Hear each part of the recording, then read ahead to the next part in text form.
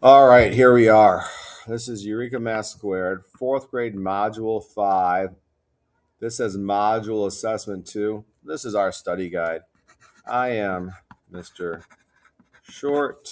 The date, well, that doesn't matter for me because whenever you're watching this, that's the date. Might be different for you than it is for me, so I'm not going to put that on there. We've come to the end of module 5. That means we have one more module left and we are done with this school year. We're going to go about 3 pages here. Looks like about 7, 8 questions we're going to work on. All right. I'm not going to do all of them with you, but I'm going to help you with a lot of them. All right. So let's look at our first one. It says complete each equation. So this says 4/10 equals blank 100ths. 4/10 equals blank 100ths. So if we think back, how do we get from 10 to 100? Because we don't want to go down. We want to go up to make them both 100. So to get from 10 to 100, you do what? 10 times 10, which means we got to do 4 times 10. So 4 times, I'm sorry, I put the wrong number up there. I was putting the answer because I'm already in my head doing it. 4 times 10. So 4 times 10 equals what? 40. That's right.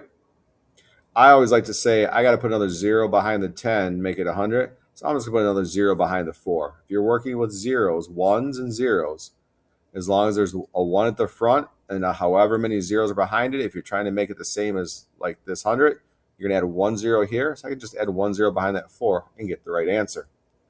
Okay? All right, so same thing over here. Number 2, we have 1, 2, 3 different problems we're going to add. All right, so I'm going to help with this one, but it's going to get done almost the same way we would do these, but I want to show you guys this one, okay?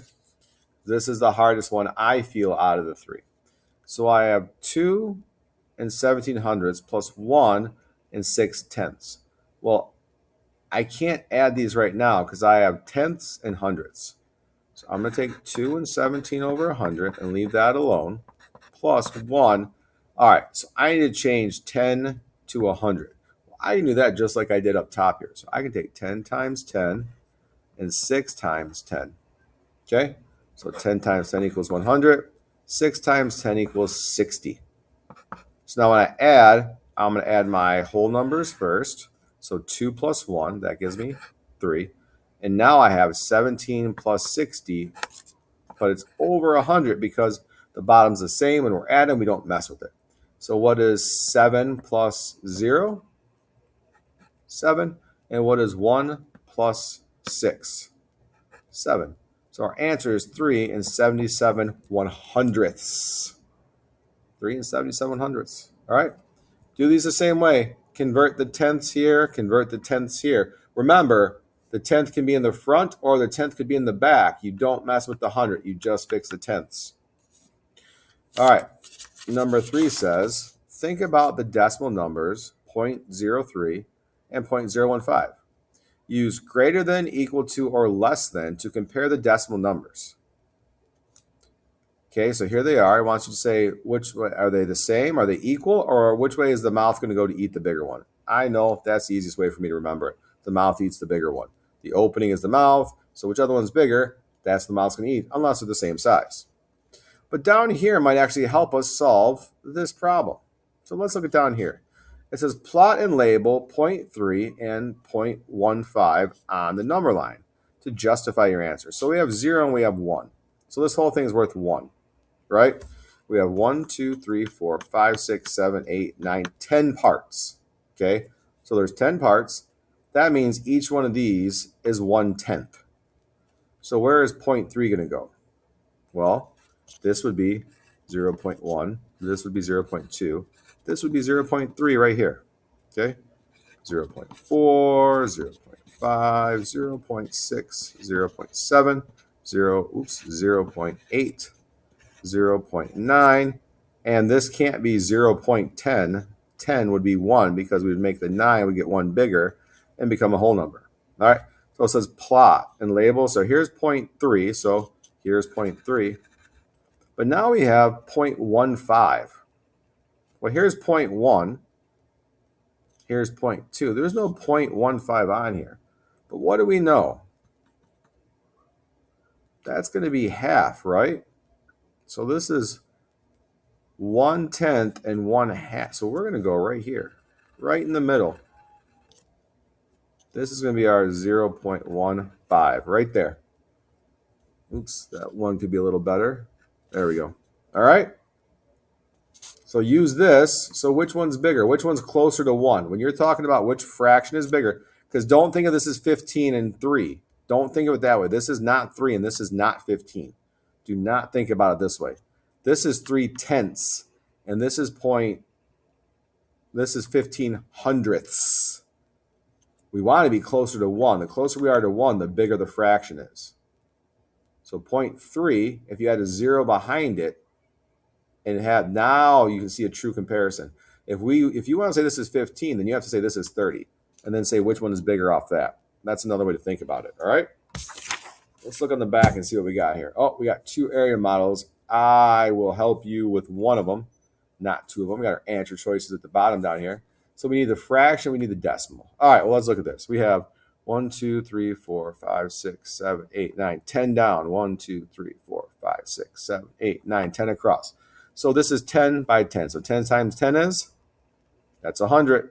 So we can put 100 there right now, which we also know that we can put a decimal right there to start. All right. So now just count. Well, I know it's 10 down, so I can go 10, 20. I could say 30 and then count back to. So 10, 20, 30, 29, 28. Or I could say 10 plus 10 is 20. 20 plus 8 is 28. Either way, I get 28. So remember, to find our decimal, we move back how many zeros we have. So right now, if I'm looking at the number 28, my decimal is right here. But I have 2 zeros, and I'm dividing because this is a division problem. A fraction is a division problem. So I'm going to take this and go back 1, 2, and put my decimal right here. So my answer would be 0.28. All right, 0.28. This is me just showing which way we hop back with the zeros. All right. If we look at the bottom, no, let's see. We had 28 hundredths right there. Our options were at the bottom. We didn't even need these options. We had this figured out. And then 0.28 right there, right? No, it's not right there. That's 28. That answer isn't 28. Our other answer is right there. 0.28, not 28, 0.28. All right. Remember, your answer for right here is down here somewhere. Some of these are going to mess you up. Some of them are going to mess you up. All right. Write each fraction in decimal form. Write each fraction in decimal form. Well, we just talked about this up here from our fraction. So let's go down here. I will help with the... I'm actually going to help with this one because this is the one that messes a lot of us up. So if I have 7 over 100, right? My decimal is currently right here because that's a 7. But I got to go back 2 because it's over 100. So I'm going to go back 1 jump, 2 jumps, and my decimal goes right here now. I have to put a space filler in here. So this has to be a 0 right now. It has to be. If I don't put that 0 there, it's going to be 7 tenths, right? Because that would be 1 jump back if it was tenths, but this is 7 hundredths. So I need to put 0.07 to show 7 hundredths. Remember, if I have 4 and 8, all right, I know I said I wasn't going to help you on this one. Looks like I am. My number still starts right here. I still jump back twice and put my decimal right here. So this is still going to be 0.48. All right. So how many zeros here? How many jumps back? All right. I can't help on all of them. I'm already giving you a lot of extra help. All right. This is the last page. Let's look at this one. Adam says that 0.8 is less than 0.54 because 8 is less than 54. Do you agree with Adam? Explain why. If I'm you on this one, I might go ahead and show a number line like this. That's what I would do. If it's me, explain. I'm going to go like this. I'm going to put a 0 here with a mark. I'm going to put a 1 here with a mark. We'll make it a fancier 1. A 1 there with a mark. All right, you need 10 in between. So you got 0, 1, 2, 3, 4, 5, 6, 7, 8, 9, and there's 10. And figure out where this goes on here and figure out where this goes on here and write it down. Remember, if you need to rewind and watch it again, remember how we did this one. Remember how we did this one. You might need to break one of these sections into 10 sections. That's all I'm saying. All right, down here. Miss Wong drinks 2.65 liters of water on Monday and 1.5 liters of water on Tuesday. Part A. Which expression can be used to find the total amount of water Miss Wong drinks? All right, so she drinks 2.65 on Monday and 1.5 on Tuesday. Well, we need to find, we have a whole number here and a whole number here, and then a fraction. So which ones have whole numbers? Well, no whole numbers, gone. No whole numbers, gone. All right, we don't need that anymore. So let's look at these now. All right, so we have 2, 2. Yep, we have 2 there. 1, 1. All right, those are the same. So we have 0.65 here. Well, so 0.65, that's 65 hundredths, right? 65 hundredths. That's 65 over 100. Well, we have them both there. Then over here, we have 0.5. That 5 is right next to the decimal. So that's in what place? That's right, that's in the tenths place. So we would have to use this one. All right? Because it can't be this one because this has hundredths. When hundredths is 0.05. That is not that. Good job helping out with that one. All right, and our last one. How many liters of water does Miss Wong drink together? Write your answer in decimal form. Miss Wong drinks blank liters. All right, so you can solve it this way if you want, or it's already up here in decimal. Line it up, 2.65. All right, yep, I'll bring the lines back like we used in second grade. Plus, because I want to make sure I have myself in the right spot, I have 1 point, remember, 5.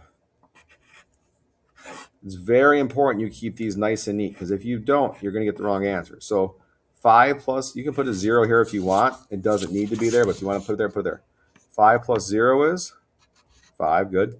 6 plus 5 is, that's right, it's 11. So put 1 here, make sure we put our decimal, and put our other one up top here. So now we have 1 plus 2 is 3. 3 plus 1 is 4. There we go, 4.15, right? Nope.